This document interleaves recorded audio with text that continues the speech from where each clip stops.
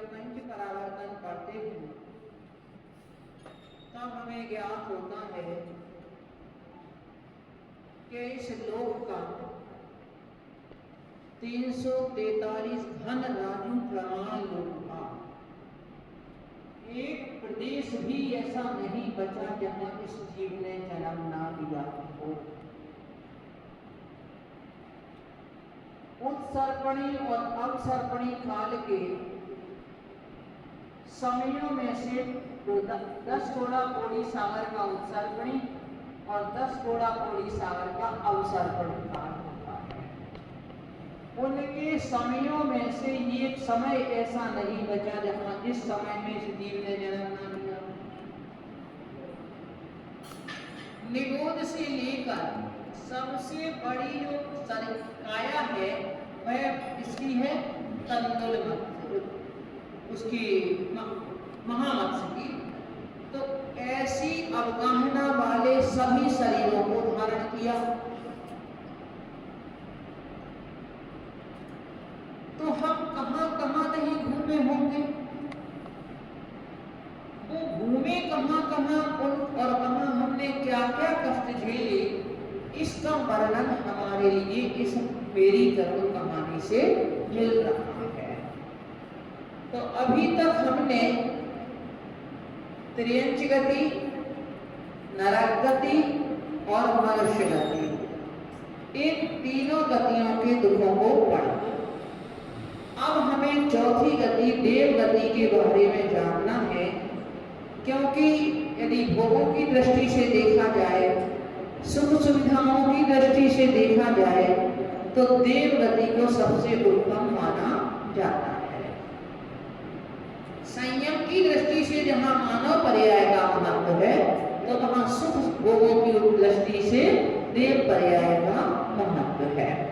तो ऐसी वह देव पर्याय में भी हमने क्या कोई कष्ट नहीं झेले, वहां भी हमने कष्ट झेले। शारीरिक नहीं झेले तो मानसिक कष्ट झेले हमने वहां जाकर के। उन देवों के 4 भेद होते हैं, भवनवासी, व्यंतर, ज्योतिषी और परिमानी। जो हम 16 स्वर्ग के नाम से सब जानते हैं कि स्वर्ग हैं, 16 स्वर्ग हैं। उन 16 स्वर्गों में जो देव रहते हैं वो विमानवासी देव कहलाते हैं। और जो भवनों में रहते हैं, अगर हम आगम की दृष्टि से देखें तो प्रथम भूमि के जो 3 हिस्से किए गए हैं, तो उसका पहला भाग खरभाग कहलाता है। उस खरभाग में भवनवासी देवों के और व्यंतरों के आवास हैं।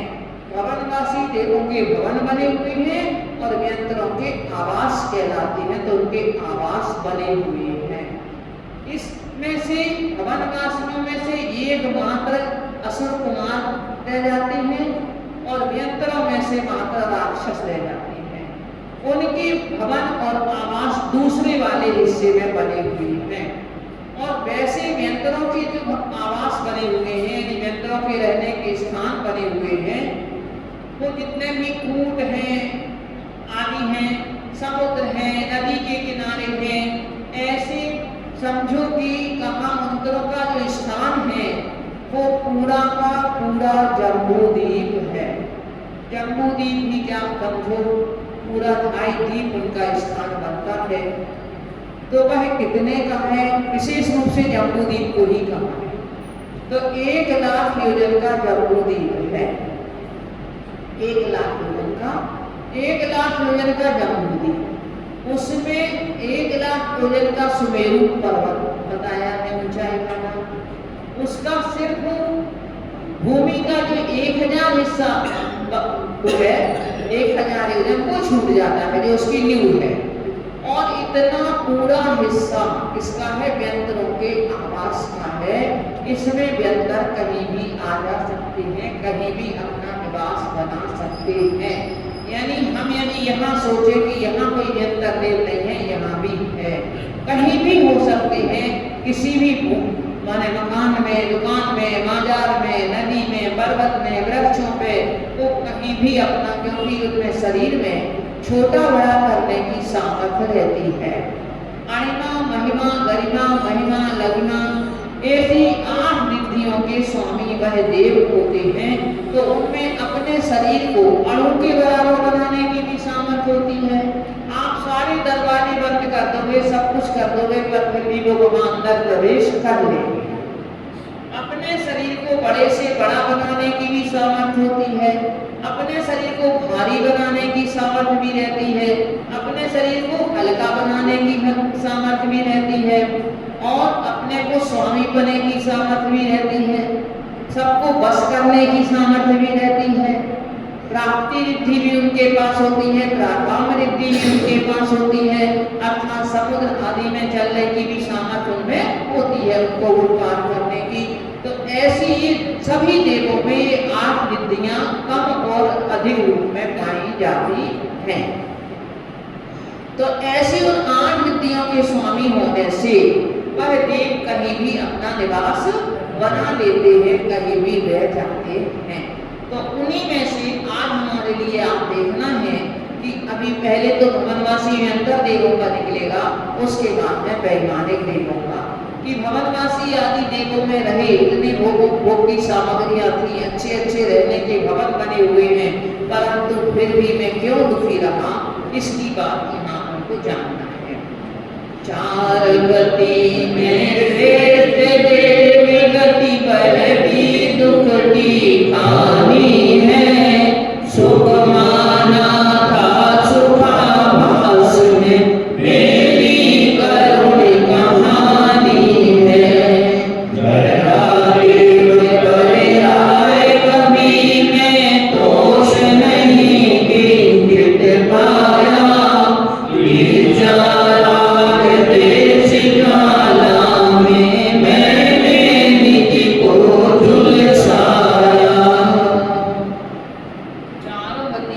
देवगति को श्रेष्ठ माना जाता है।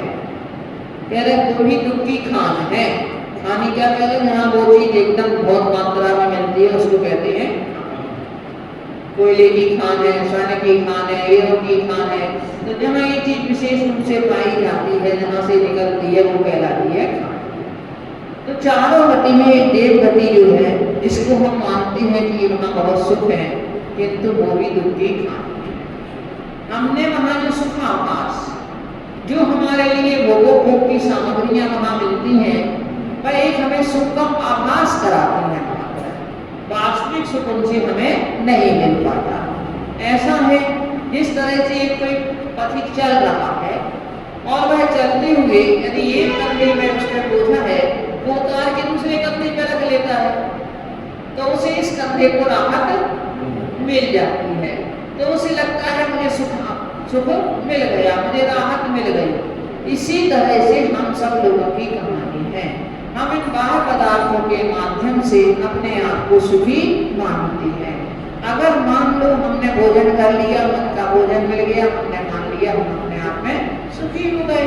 हमने एक सुधा को शांत कर लिया, थोड़ी देर के लिए हमारे कितनी देर के लिए आराम मिल गया, थोड़ी सी देर के लिए हमें 2-4 घंटे के लिए आराम मिल गया। आपने लेकर के और भी जो आवश्यकताएं आती हैं, आपने उन आवश्यकताओं को पूरा किया, तो हमें थोड़ी देर के लिए उस वेदना से राहत मिल जाती है।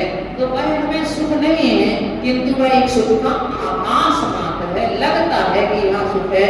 जैसे उस मृग को वो रेगिस्तान में दौड़ रहा है, उसके लिए सूर्य की चमक से वह रेत भी ऐसी दिख रही है कि वहां जल है, और आगे आगे उसको जल समझ करके वो दौड़ रहा है।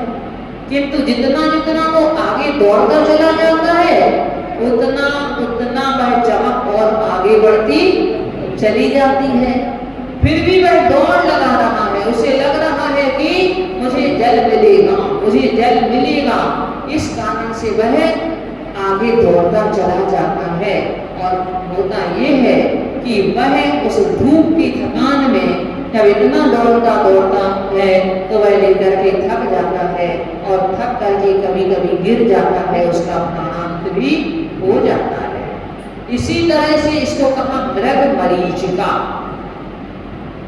नाम दिया है। उसकी मृग को एक मरीचिका है, अर्थात उसके लिए मात्र आकाश हो रहा है उसके लिए।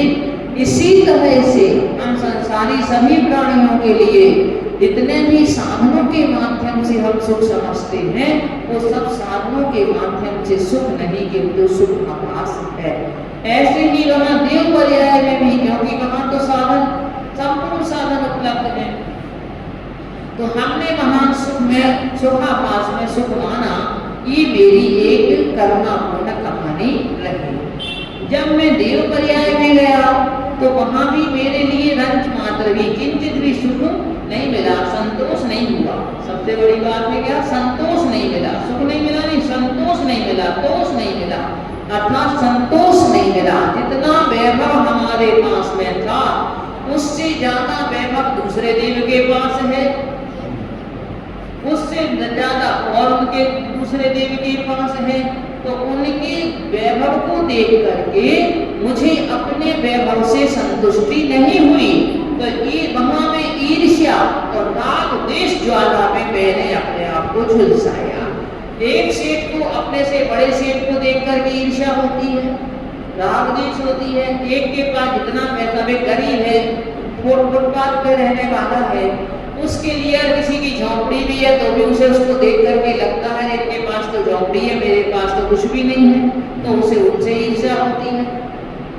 कोई अपने बगल में किसी का मकान 4 मंजिल का हो, हमारा 2 मंजिल का हो, उससे हमारा बिल्कुल दम रहा हो, तो हमें उसका देख करके हमारे मन में ईर्ष्या होती है। तो इसी तरह से देवों में भी जब वो अपने से दूसरे देवों का वैभव देखते हैं तो उनके मन में ईर्ष्या और राग द्वेष उनके मन में उत्पन्न होना रहता है।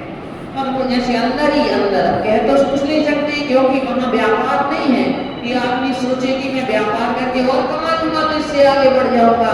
वहाँ तो जिसका जितना वैभव है वो निश्चित है, वो जन्म से लेके उनकी आयु पर्यंत उनके पास रहेगा, उसके बीच में कोई कमी बेसी नहीं होगी। जैसे यहाँ में हमारा खाद्य चेंज हो जाता है, बिल्कुल गरीब से गरीब व्यक्ति अमीर बन जाता है और अमीर गरीब हो जाता है। जो बना कभी था बादशाह है, जो रहा कभी था, जो कभी मतलब भिखारी रहा वो राजा बन जाता है, और जो राजा है वो दर के लिए परेशान हो जाता है, रोटियों के लिए भी उसके लिए लाले पड़ जाते हैं। तो ऐसा वहाँ नहीं है। वहाँ तो जिसका जितना जो वैभव है वो वैभव सब उनके पास रहेगा, तो वो आगे भी नहीं बढ़ सकती हैं। जिनका जो काम है उनका वही काम निश्चित रहेगा, जीवन भर में उसी स्थिति में ही रहना पड़ेगा। भवनत्रय की पूर्ण वेदना सहज समझ ना आती है, 10,000 से दीन पल तक आयु विकट सताती है। भवनवासी देवों में रवि भाव में लीन रहा, जिनकी भक्ति करके भी विषय भोग की रही जा। भवनत्रय माने 3 ही भवनत्रय कहलाते हैं, भवनवासी, जंतर, ज्योतिष। ये तीनों देव भवनत्रय कहलाते हैं। तो इनमें जो भवनत्रय की जो वेदना है वो कहते मूल वेदना है, वो हमें सहज समझ में नहीं आती। जैसे यहाँ कोई करोड़पति अरबपति व्यक्ति हो तो हम क्या उसकी वेदना को समझ सकते हैं? हम कह सकते कि वो दुखी होगा? नहीं कह सकते। हम कहते हैं उनके पास तो सब मौज है, उन्हें क्या दुख है? तो उनकी वेदना को हम समझ नहीं सकते। जैसे हम यहाँ उन बहुत अधिक धनवानों की वेदना को नहीं समझ पाते, परंतु ऐसा नहीं है कि वो दुखी नहीं है। इसी तरह से कह रहे हैं वो भवनत्रय के जो देव हैं उनकी वेदना कैसी है? गूढ़ वेदना, जो हमें बाहर से दिखाई नहीं देती है। ऐसी गूढ़ वेदना है वो हमें सहज में समझ में नहीं आती है। हम सहज में समझना चाहें किसी बड़े बहुत बड़े व्यक्तियों की आप वेदना को सोचो, हम तो यही समझते होंगे कि वह तो भाई बहुत बड़े आदमी हैं, उनके पास तो क्या कोई कमी नहीं है, तो उनके लिए तो क्या वेदना है, उनके लिए कोई साधन नहीं, सब साधन उपलब्ध है। साधन ही तो है अकेले, परंतु साथ में मन भी है, मन भी उनके पास में है, कर्म भी उनके साथ में है। जरूरी नहीं है कि अगर मान लो कोई पैसे से संपन्न है तो वो तन से भी संपन्न हो, वो मन से भी संपन्न हो, तो ये जरूरी नहीं है। वह व्यक्ति मन से बहुत कमजोर हो सकता है, अंदर से असामा वेदनीय ज्ञान का उदय यदि चल रहा हो तो सब कुछ होते हुए भी उसको भोग नहीं सकता। यदि असंतुष्टि उसके लिए अभी भी है तो मानसिक दुखी है कि नहीं? अगर उसमें भी संतोष नहीं है तो मानसिक दुखी तो वैसे ही वो है, मानसिक वेदना से वह दुखी है। तो ऐसे ही वो भवनत्रय के जो देव हैं वो भी कैसे हैं? मानसिक वेदना से दुखी हैं। और ऐसी वेदना जब कहते ना कह सकते, ना सह सकते और ना दूसरे उनको समझ सकते कि ये दुखी है। आयु कितनी है? कम से कम 10,000 वर्ष, कम से। नरकों की और स्वर्गों की दोनों की आयु कम से कम 10,000 वर्ष है। 10,000 से शुरू होती है। मनुष्य त्रियंजों की तो अंतर्मुहूर्त मात्र की भी हो सकती है, किंतु इनकी तो 10,000 वर्ष है कम से कम। एक बार चले गए तो 10,000 वर्ष तो रहना ही पड़ेगा। 10,000 से 3 पल तक की उनकी आयु है। हुआ भवनवासी देवों में, जब मैं भवनवासी देवों में हुआ, अब भवनत्रय में से सबसे पहले भवनवासी का बता रहे हैं कि मैं भवनवासी में लीला रति भाव में लीन रहा, अर्थात मैं बहुत काम वेदना में उनकी अपनी उसमें भोगों में मैं लीन रहा। जिन बार की मैंने भगवान की भक्ति भी की, तो भगवान की भक्ति भी की तो वहां भी मैंने क्या चाहा? अपने विषय भोगों को ही मिथ्या। देखो, जन्म होते साथ ही देव जब सबसे पहले स्नान करके अपने जिनालय में ही जाते हैं। इनके लिए देवों की 10 भेद होते हैं, इंद्र, सामानिक। तो जो सामानिक देव हैं वो माता पिता के सदृश होते हैं। जैसे यहाँ माता पिता होते हैं, इंद्र तो रहता है राक्षस और उनके माता पिता जैसे, तो सामानिक जाति के देव माता पिता के समान कहते होते हैं। वो सामानिक जाति के देव जैसे ही किसी देव का जन्म होता है वो आ जाते हैं अपने परिवार के साथ, अपने परिवार के साथ में आते हैं। यहाँ देव के लिए मानवीय ज्ञान उत्पन्न हो जाता है, तो उनके जन्म की खुशियाँ मनाते हैं और खुशियाँ मना करके उनका स्नान आदि करा करके उनको देवों के से अलंकृत करके और सबसे पहले वह जिनालय में जाते हैं, जो उनके भवन में जिनालय बना हुआ है। उनके भवन में जिनालय में जाते हैं। जाने के बाद में जो मिथ्या दृष्टि देव होते हैं वो तो उन्हें अपना कुल देवता मान करके पूजते हैं, और जो सम्यक दृष्टि देव होते हैं वो उन्हें भगवान मान करके उनकी पूजा करते हैं। तो जिन्होंने भगवान की भक्ति करके भी, क्योंकि इन तीनों में जाएगा जीव तो मिथ्यात्व के साथ ही जाएगा, सम्यक दर्शन के साथ में यह जीव भवनत्रय में जन्म नहीं लेगा। ये नियम है। तो पहले में पहले मिथ्यात्व के साथ ही गया तो अध्यात्म के साथ ही गया। यदि उसने वहां भी जाके सम्यक दर्शन नहीं प्राप्त कर पाया तो वहां वह भगवान की भक्ति करके भी क्या चाहेगा? वह अपने भोगों को ही चाहेगा, विषय भोगों की ही इच्छा करेगा। जितना मैं है उससे और ज्यादा इच्छा करेगा। कभी बना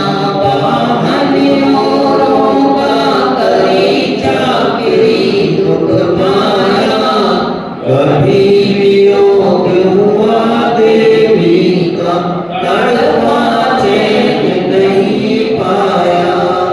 कभी अशुभ से मनावे अंतर, हो तू हल में सुख पाया। मेरे दोषी बोले जीवों को, नाम मैंने तड़पाया। कभी कभी दूसरों का वाहन बना।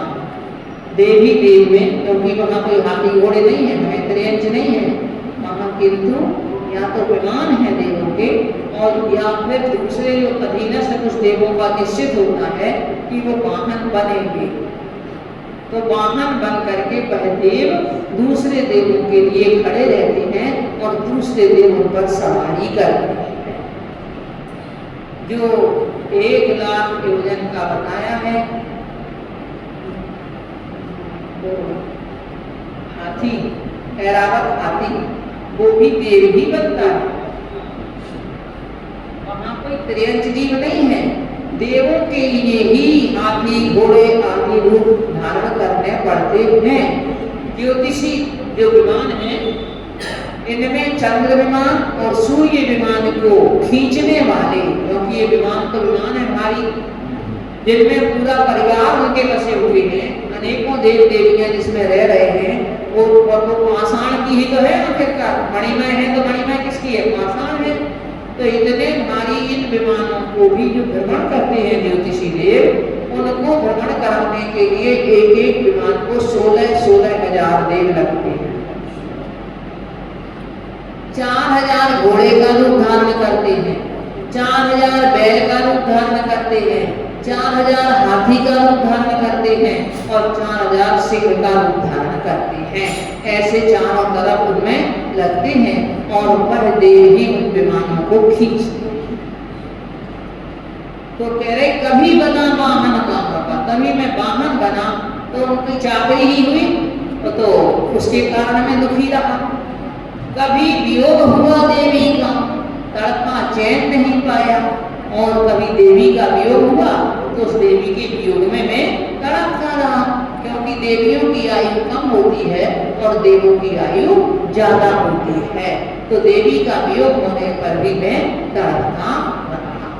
कभी मैं अशुभ योग से, कमलवासियों के बाद व्यंतर देवों का नंबर आया कि जब मैं अशुभ योग में व्यंतर बना तो मुझे कौतूहल करने में मजा आया, मनोरंजन करने में। अपने ये जो दूसरों को कहते ना परेशान कर रहे, तो ये तो उनके लिए किसी को हंसाना, रुलाना, किसी को मिटाना, किसी को, तो ये उनका कौतूहल है। जैसे बच्चों को के लिए घरौंदे बनाते हैं, मिटाते हैं, बड़ा मजा आता है उनके लिए। कुछ गलत काम भी करते हैं तो भी उन्हें उसमें मजा आता है उनको करने में। आप देखो पेंसिल दे दो किसी बच्चे के हाथ में, पेन दे दो, सारी दीवार रख देगा और उसके लिए बुरा लगेगा क्या?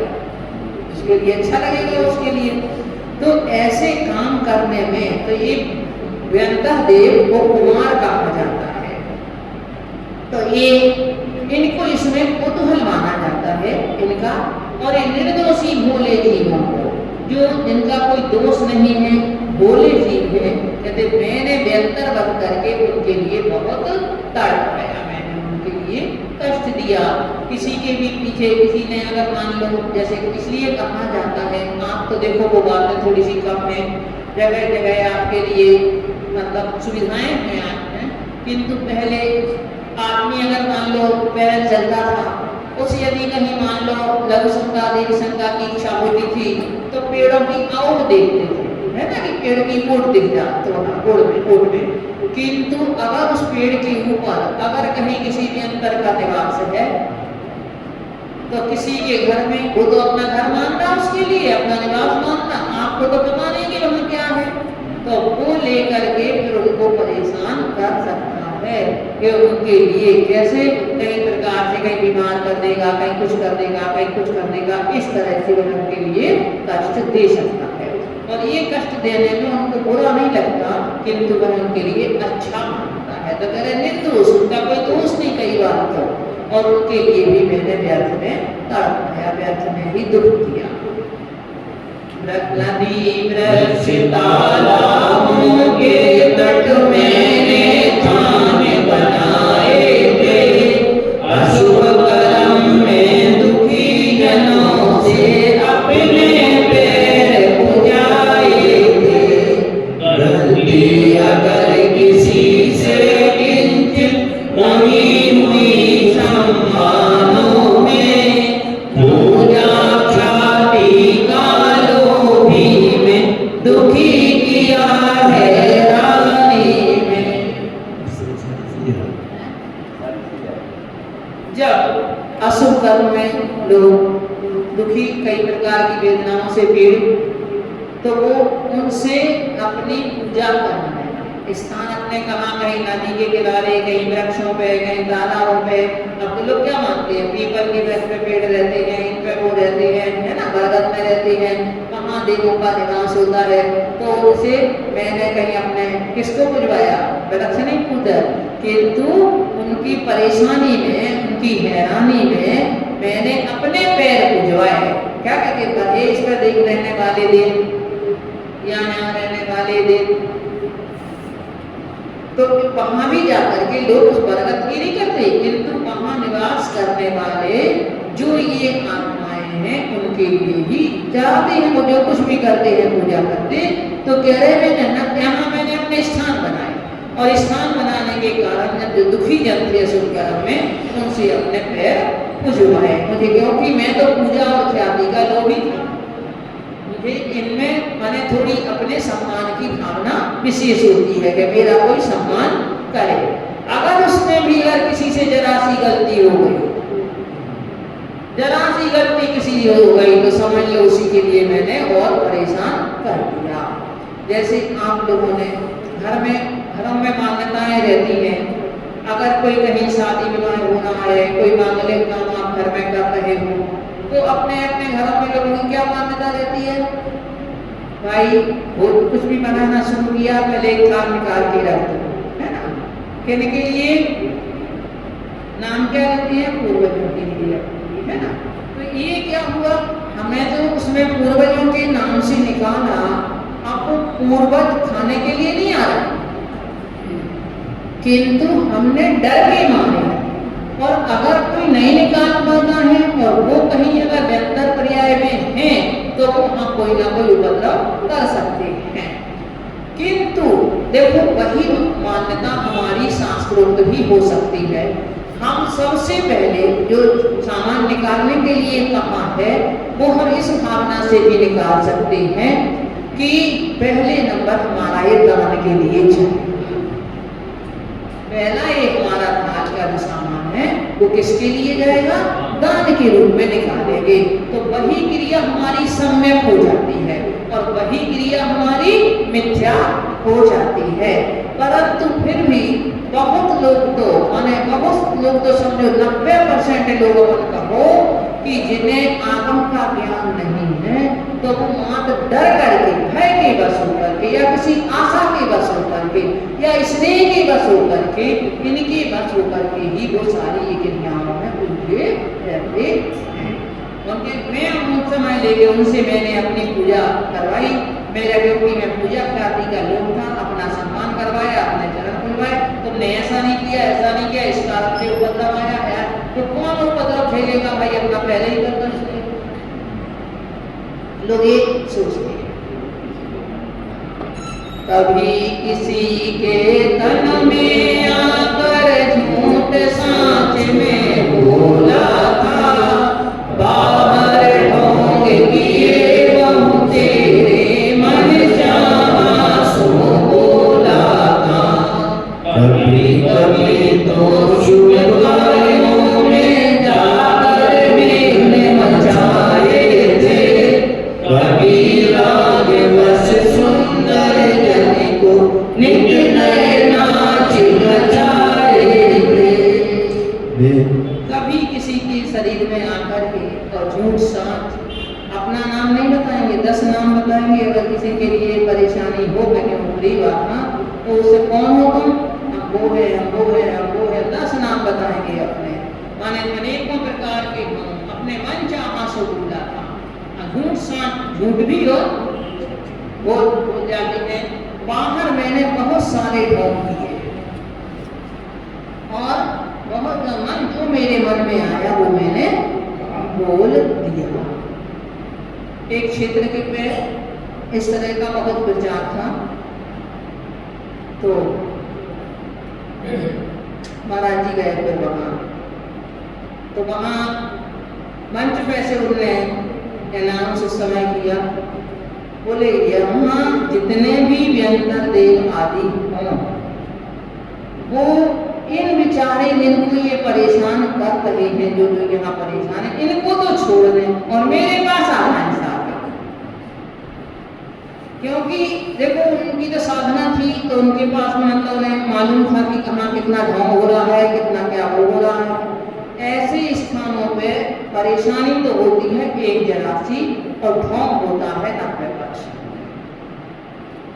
उसके ढोंग करके और उनके नाम पर वह पूजते रहते हैं, वहाँ उनका काम चलता रहता है। घर में भी अगर मान लो बाई चांस किसी का ऐसे लोगों से कोई मौका पड़ा, उन्होंने देखी हो उनकी स्थिति, तो अगर किसी के लिए मान लो ये ऊपरी बात है, तो जैसे ही उनकी बात नहीं मानी जाती है वैसे ही वो दिवा जाते हैं। जब तक मानते रहोगे तब तक ठीक रहता। तो इसका मतलब कहीं ना कहीं कोई ढोंग है, इतना है नहीं जितना उसके लिए बनाया जा रहा है। और कभी कभी मैंने अच्छे शुभ कार्यों में भी जाकर विघ्न मचा दिए। अच्छे शुभ कार्य हो रहे हैं, भगवान की पूजा भक्ति के कार्य हो रहे हैं, वो हो रहे हैं। समोसरण में भी एक अपना माने, समोसरण में तो खैर नहीं कर पाते, किंतु समोसरण के रास्ते में भी लोगों के लिए कर सकते हैं। आप लोगों ने पंचकल्याण में दिखाया जाता है, परंतु समोसरण में रह करके कोई विघ्न नहीं कर सकते। वहाँ तो तीर्थंकर प्रभु का इतना भाव रहता है कि वहाँ कोई ऐसा काम नहीं, वो तो खुद ही भगवान की भक्ति में लग जाते हैं। और कभी राग बस, यदि कोई सुंदर है तो उसको देख करके उसके पीछे कभी तो ये मतलब जो परफ्यूम आदि की ये जो चीजें हैं ना, ये जो सुगंधी या जो लड़का जाना, तो इनके लिए थोड़ा निषेध किया जाता है कि इनसे वो शक्तियाँ आकृष्ट होती हैं। इसलिए आप इनको लेकर के, लेडीज हैं आज खुले बाल का उनके लिए बहुत ज़्यादा शौक हो गया है, बहुत फैशन हो गई है, परंतु खुले बाल के सेवा के कारण भी और हमें ये परेशानी हो सकती है। बहुत ज़्यादा प्रसाधन सामग्रियों का यूज करने से भी ये परेशानियां हमें हो सकती हैं। तो इन चीज़ों से पहले के लोग बचते थे, परंतु आज उन्हीं चीज़ों को बहुत अधिक रूप में उनको सबको उजागर किया जा रहा है। तो इनके कारण से लोगों को हमें मालूम भी नहीं चल पाता है और हमारे लिए परेशानियां एक हो जाती, अंदरूनी परेशानियां बनी रहती हैं। डॉक्टरों का इलाज कराते कराते परेशान है, कोई बीमारी निकलती नहीं है, कोई जांच में आता नहीं है, और परंतु हम परेशान होते रहते हैं। तो ये कभी कभी ऐसी बातें भी होती हैं। मित्र शत्रुता होने पर भी मैंने रंग दिखाए थे, ना जाने कितने घर मैंने अपने हाथ मिटाए थे। कभी ज्योतिषी देव हुआ तो चक्कर खाए गेरू के, राहु केतु आदि नवग्रह बन ढोंग बनाए गेरू के। किसी से मित्रता रही, किसी से शत्रुता रही। ऐसे तो आपने कई मैंने कहानियां भी पढ़ी होगी और कई सत्य कथाएं भी आपने जानी देखी सुनी होगी कि घरों में से लेकर हो, अलमारियों में से लेकर करो, कोई ऐसे टूट करके ऐसी नाच करके टूट रही है, कहीं कुछ रखा हुआ है वो पता नहीं कहाँ चला गया, कहीं कोई चीज मैंने गायब हो गई, वो हो गई। ऐसे अनेकों प्रकार के काम कब होते हैं? मित्र शत्रुता के होने पर। हमारी किसी से पूर्व जन्म का यदि मित्रता का योग है तो हमारे लिए वो सहायक भी बन सकते हैं, और अगर किसी से शत्रुता का हमारा योग है तो वह हमारे लिए ऐसे शत्रु बन सकते हैं कि वो हमें बिल्कुल जमीन में मिला देंगे, और ऐसे भी निमित्त बन सकते हैं। इस तरह से मैंने जाने कितने घरों को अपने हाथों से मिटाया था, अपने हाथों से मैंने